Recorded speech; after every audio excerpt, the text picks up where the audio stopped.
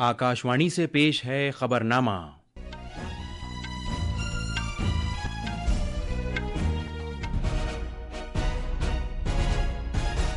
आदाब। खबरनामे के साथ मैं जमीर रजवी। सबसे पहले इस वक्त की सुर्खियां। भारतीय खलाबाज शुभांशु शुक्ला को ले जा रहा एक्सियोम 4 मिशन आज दोपहर बैनुल-अक़वामी खलाई स्टेशन से मुंसलिक हो जाएगा। CBSE साल 2026 से 10वीं जमात के बोर्ड इम्तिहानात साल में 2 मरतबा मुनक़्क़िद करेगा।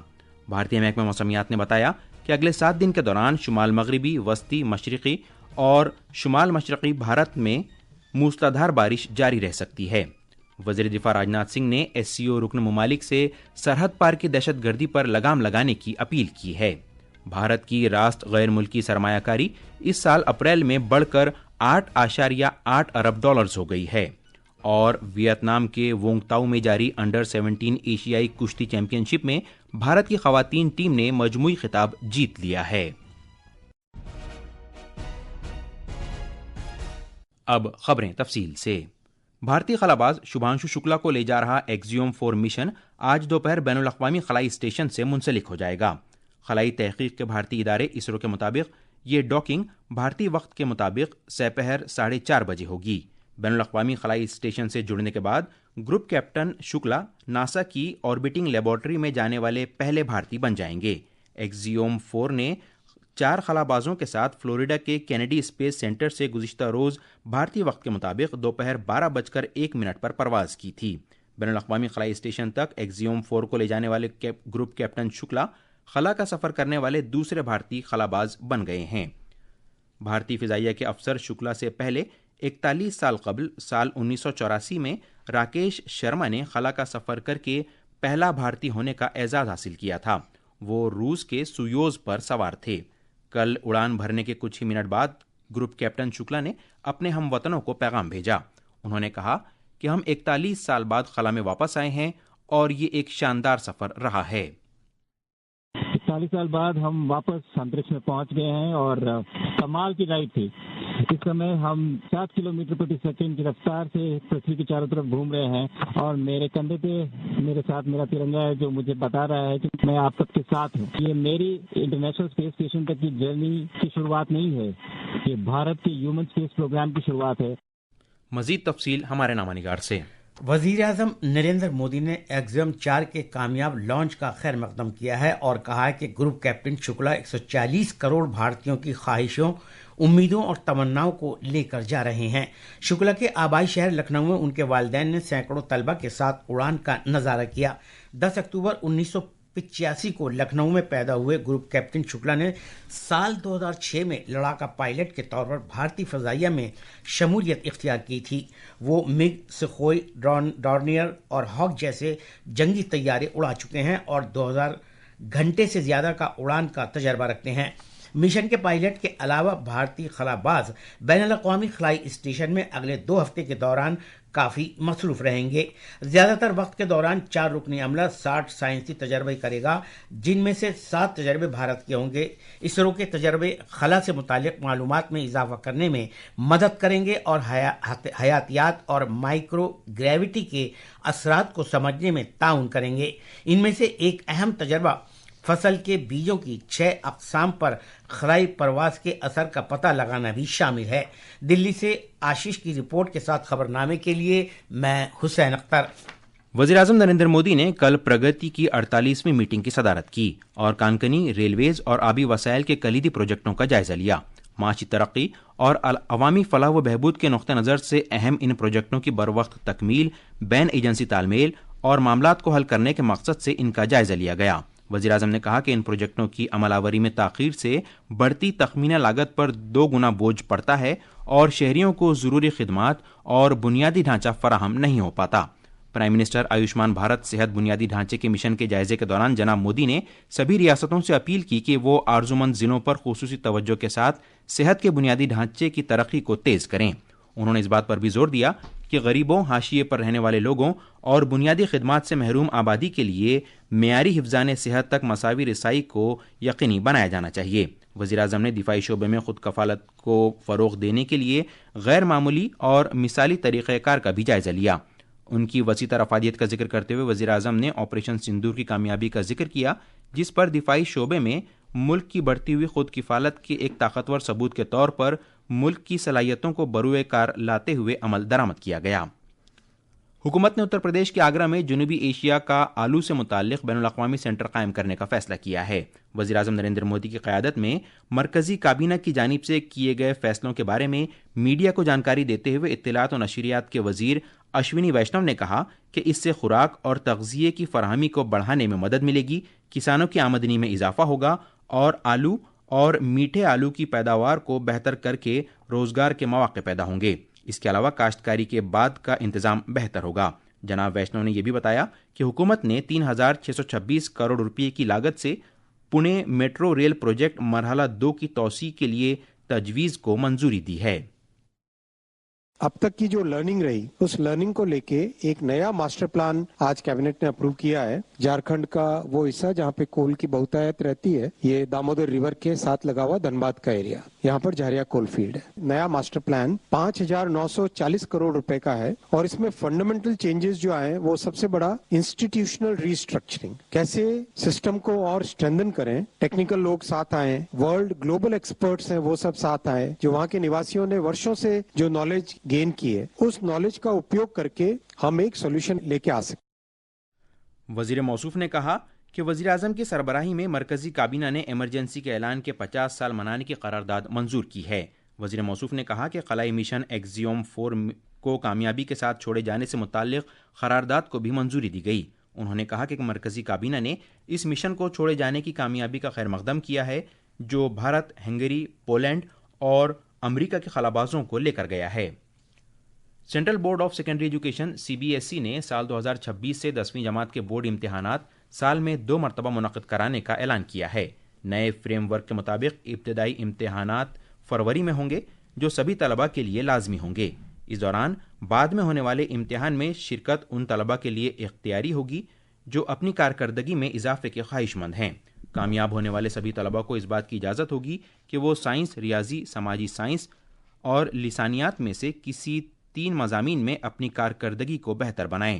2 مرحلوں کے نتائج کا اعلان اپریل اور بعد میں جون میں کیا جائے گا۔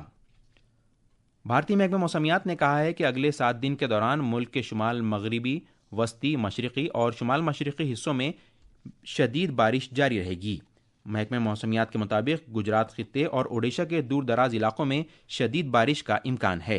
ایجنسی نے ساحلی کرناٹک، مشرقی راجستھان، جھارکھنڈ، کیرالہ، ماہے، وسطی مہاراشٹر، مدھیہ پردیش، اوڈیشہ، پنجاب، تمل ناڈو، پڈوچیری، کرائی اور اتراکھنڈ میں آج شدید بارش کی پیش گوئی کی ہے۔ محکمہ موسمیات نے اروناچل پردیش، آسام، میگھالیہ، چھتیس گڑھ، گنگا کے ترائی والے مغربی بنگال، ہریانہ، چندی گڑھ اور دلی کے دور دراز علاقوں میں بھی شدید بارش کی پیش گوئی کی ہے۔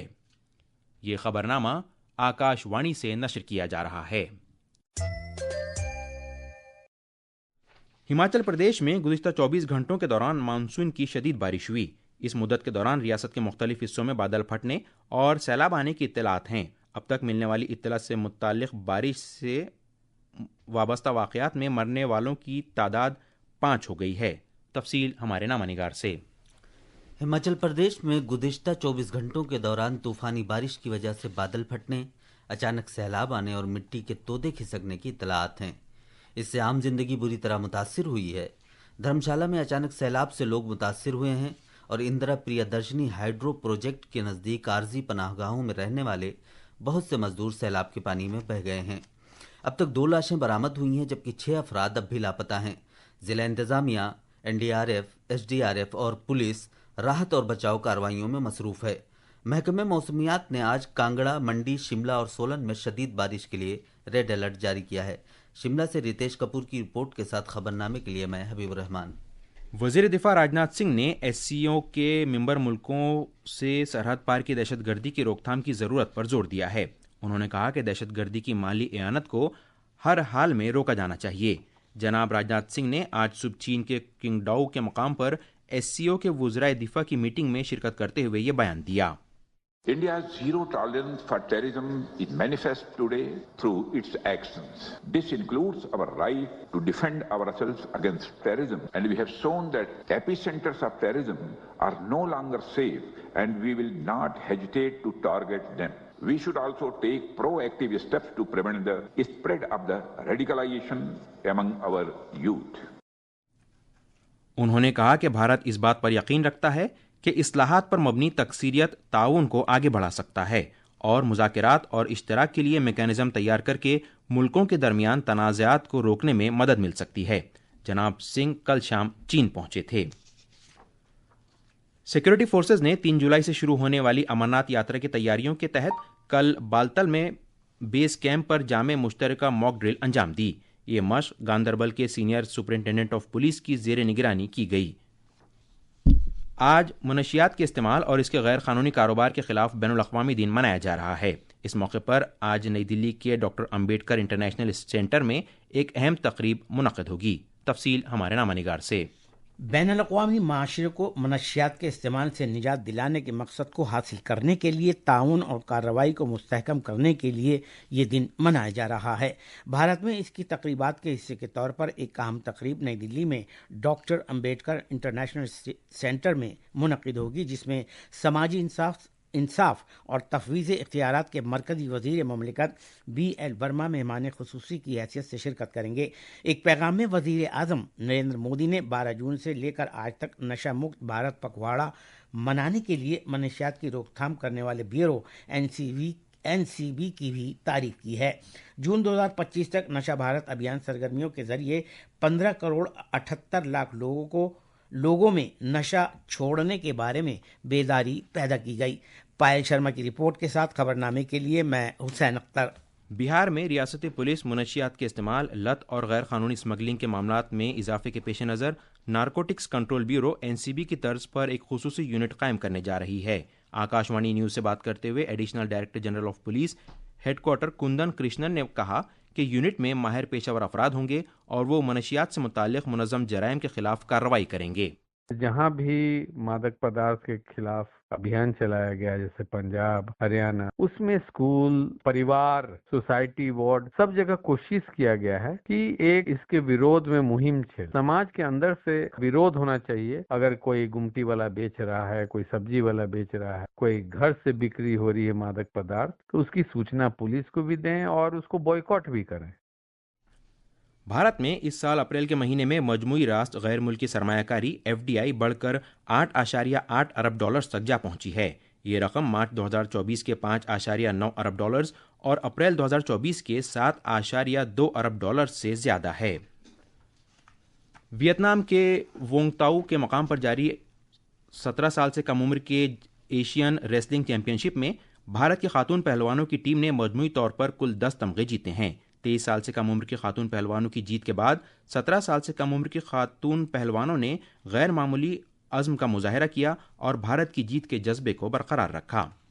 یہ تھیں خبریں اور اب اخبارات کے آئینے کے ساتھ ہیں حبیب الرحمان. شکریہ ضمیر. قومی راجدھانی دلی سے شائع ہونے والے آج کے بیشتر اردو اخباروں نے تاریخ کے سیاہ باب ایمرجنسی کے 50 سال مکمل ہونے پر وزیر اعظم نریندر مودی کے بیان کو شہ سرخی بنایا ہے.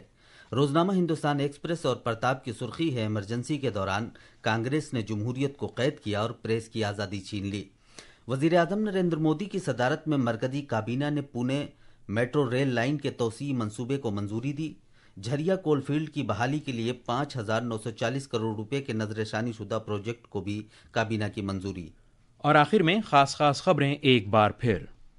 بھارتی خلا باز شبھانشو شکلا کو لے جا رہا ایکزیوم 4 مشن آج دوپہر بین الاقوامی خلائی اسٹیشن سے منسلک ہو جائے گا.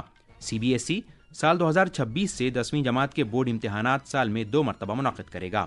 بھارتی محکمہ موسمیات نے بتایا کہ اگلے 7 دن کے دوران شمال مغربی، وسطی مشرقی اور شمال مشرقی بھارت میں موسلادھار بارش جاری رہ سکتی ہے. وزیر دفاع راجناتھ سنگھ نے SCO رکن ممالک سے سرحد پار کی دہشت گردی پر لگام لگانے پر زور دیا ہے. بھارت کی راست غیر ملکی سرمایہ کاری اس سال اپریل میں بڑھ کر $8.8 ارب ہو گئی ہے. اور ویتنام کے وونگ تاؤ میں جاری انڈر 17 ایشیائی کشتی چیمپئن شپ میں بھارت کی خواتین ٹیم نے مجموعی خطاب جیت لیا ہے. اس کے ساتھ ہی آکاش وانی سے خبرنامہ ختم ہوا.